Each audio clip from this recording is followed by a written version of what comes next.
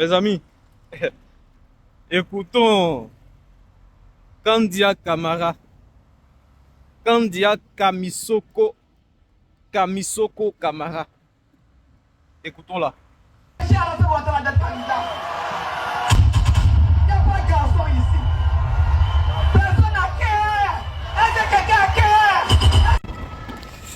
On a tous écouté Kandia Kamisoko Kamara. Kandia dit, il n'y a pas de garçon pour enlever Ouattara. Elle dit, est-ce que dans l'opposition, il y a garçon pour enlever Ouattara? Voilà comment est-ce qu'elle parle. Kandia, s'il n'y a pas de garçon pour enlever Ouattara, là, remettez les noms que vous avez enlevés de la liste électorale. Là. Remettez les noms que vous avez retirés de la liste électorale. Là. Remettez-les à leur place. Vous allez voir s'il n'y a pas de garçon pour enlever Ouattara. Vous êtes confiant, non, de votre bilan, non? Alassane Ouattara a travaillé, non? Vous êtes majoritaire, réclamé à près de 99% par la population ivoirienne. Donc votre bilan, il est positif.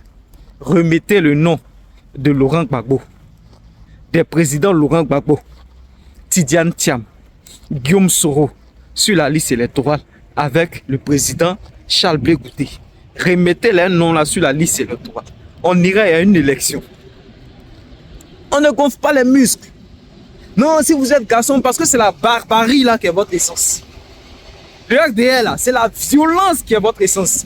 Mais aujourd'hui là, c'est ce qu'on est en train de montrer, on est en train de montrer à l'opinion internationale, à la communauté internationale, pour dire que le problème en Côte d'Ivoire là, c'est vous.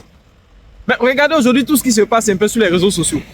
Toutes les menaces à l'endroit du président Laurent Gbagbo, des gens qui attrapent des machettes qui disent qu'ils vont couper sa tête. Mais ça montre que l'essence de la violence, de la barbarie en politique, là, mais c'est leur RDR. C'est pourquoi nous disons actuellement, là, nous faisons des marches pacifiques. C'est un message qu'on est en train d'envoyer à la communauté internationale, ceux qui vous ont soutenu hier. Pour dire, en cas de dérapage en Côte d'Ivoire, là, il faut savoir situer les responsabilités. Vous ne comprenez rien. En 2010, là, on a estimé que c'était le président Laurent Gbagbo qui était au pouvoir. Donc, quand il y a eu crise, les gens estimaient qu'il n'a pas ménagé les efforts suffisants pour instaurer la stabilité en Côte d'Ivoire. Mais aujourd'hui, là, c'est vous qui êtes au pouvoir. Et vous êtes au pouvoir, vous menacez. Mais en 2010, on a vu les efforts que le président Laurent Gbagbo a consentis. On a vu tout ce qu'il a fait pour quand même avoir un brin de paix. Mais aujourd'hui, là, vous êtes au pouvoir et vous enflez vos muscles. C'est-à-dire c'est plutôt vous qui menacez même l'opposition. On entend des femmes illettrées qui sont ministres aujourd'hui en Côte d'Ivoire, qui insultent des leaders d'opposition. Ouattara là, nous on vous dit, si nos leaders ils ne sont pas inscrits sur la liste électorale, et puis Ouattara veut s'entêter pour aller faire un 4e mandat, il va nous trouver sur son chemin. Et ce qu'on vous a montré hier, ce qu'on vous montre, on essaie de vous montrer à travers nos manifestations là, c'est le cri d'un peuple désespéré qui en a marre de ce pouvoir là. C'est ce qu'on est en train de vous montrer. Et plus vous enflez vos muscles, plus nous aussi on s'extrémise.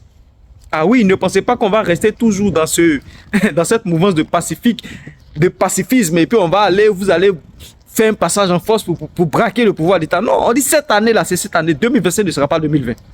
Je pense que quelqu'un a déjà envoyé un message. Il faut quand même percevoir le sens de son message. Inscrivez le nom de nos leaders.